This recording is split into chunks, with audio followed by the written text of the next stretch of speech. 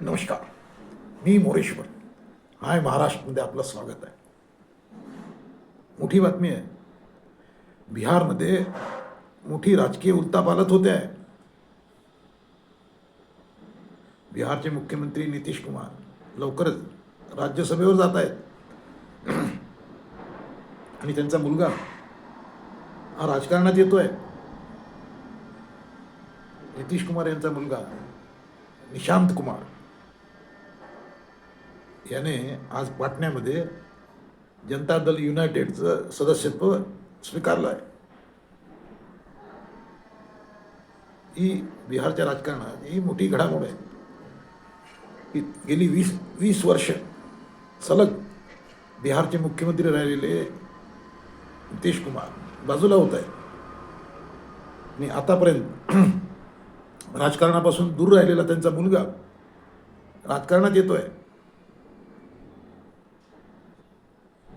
निशांत कुमार हा 50 वर्ष वयाचा आहे, 50 वर्षाचा आहे.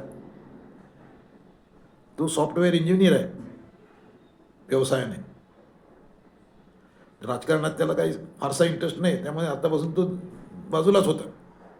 बाप मुख्यमंत्री असताना तुम्ही निशांत कुमारचं नाव कधी फारसं पुढे पुढे होत असल्याचं पाहिलं नसेल.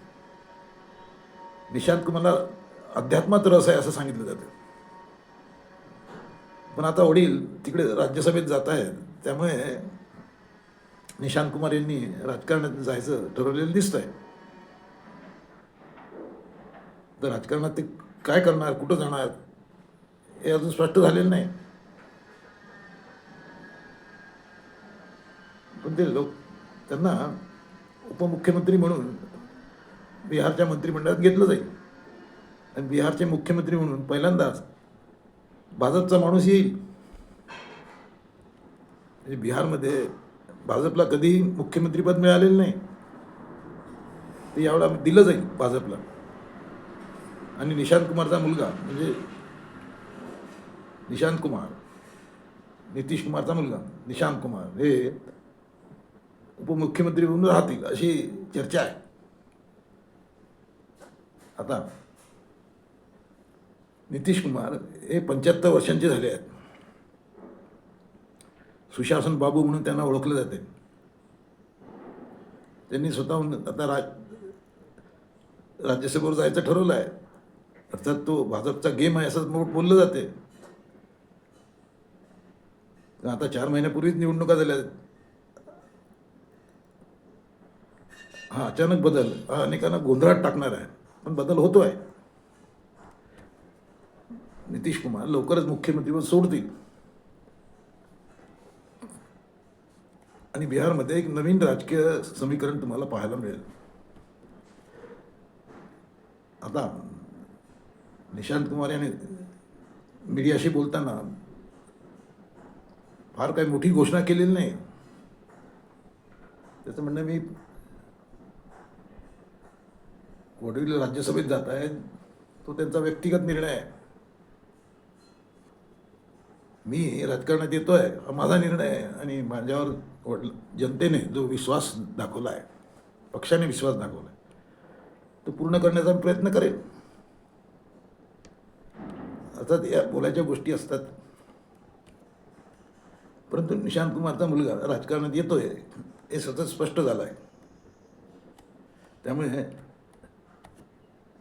आता राजकारण बिहारचं कसं टर्न घेते ते पाहायला पाहिजे. परंतु एकूणच महाराष्ट्रात जसं झालं होतं की एकनाथ शिंदेंना डिमोट करून भाजपने मुख्यमंत्रीपद स्वतःकडे घेतलं, देवेंद्र फडणवीस मुख्यमंत्री झाले आणि एकनाथ शिंदे उपमुख्यमंत्री झाले. तोच पॅटर्न भाजप बिहारमध्ये बदलून वापरत आहे. तोच पॅटर्न भाजप वापरत आहे असं दिसतंय एकूण. पण ठीक आहे, जे झालं आहे ते सर्वांच्या संमतीनेच झालेलं दिसतंय. कारण खळबळ नाही आहे राजकारणात. बिहारचं राजकारण लोकांना एक कल्पना आहे आणि JDUच्या आमदारांना याची कल्पना आहे की साहेब राज्यसभेत जात आहेत, ही ॲडजस्टमेंट झालेली आहे. तर यात विशेष म्हणजे नितीश कुमार यांची कारकीर्द ही शरद पवारांसारखीच आहे.